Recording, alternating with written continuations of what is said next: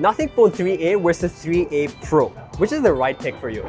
Alright, now on paper, both of these are very similar. Even aesthetically, size-wise, this isn't a plus being a bigger size or anything like that. They're exactly the same size, same dimensions, and hardware, processing, pretty much exactly the same on both of these phones. The main difference you're going to see is actually right there in the camera module and the design of the camera module, because the Nothing Phone 3A Pro has a periscope zoom, which enables it to do better at long-range zooms. So optically, this can go up to 6x natively from the camera, and you can obviously go beyond that up to 60x, and I've got a lot of samples here on screen for you guys to see the comparison between both of these phones. Obviously, the Nothing Phone 3A has a pretty big struggle maintaining the OIS, especially when zooming in for the telephoto shots. It was quite all over the place and wobbly, while on the 3A Pro, you're still getting that better stabilization, especially when zooming in. Now, if you're looking at performance, both of these are almost exactly the same, and the way you'd use both these phones will feel identical. So they both have that great glyph interface design. The colorways on the Pro are more limited, while with the non-Pro, you're getting more colors. The camera bump is different because you're getting that periscope zoom on the 3A Pro, which enables for that long-term zoom. The display is exactly the same. You're getting that AMOLED display with up to 300 nits of peak brightness for HDR content.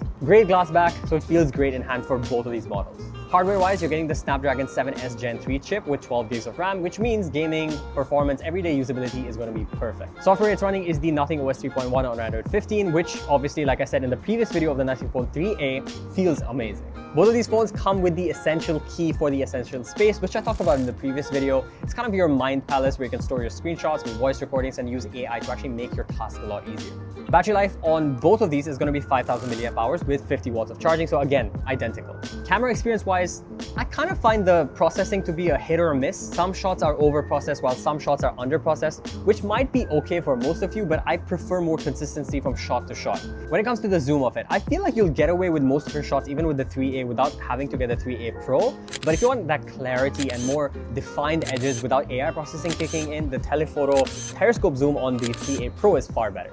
Now when it comes to the pricing, we know the Nothing Phone 3A is 1,699 ringgit, while the 3A Pro is 1,999 ringgit. What really is the difference in the price for the performance you're getting out of it? They're basically the same exact phone, main difference being that telephoto periscope camera. If you're someone who actually cares about that zoom and you take a lot of telephoto shots, you might want to consider this, but the question for you is that extra 400 ringgit valuable for you when it comes to just zoom? Let us know down in the comments, and we'll see you again in the next video. Until then, take care.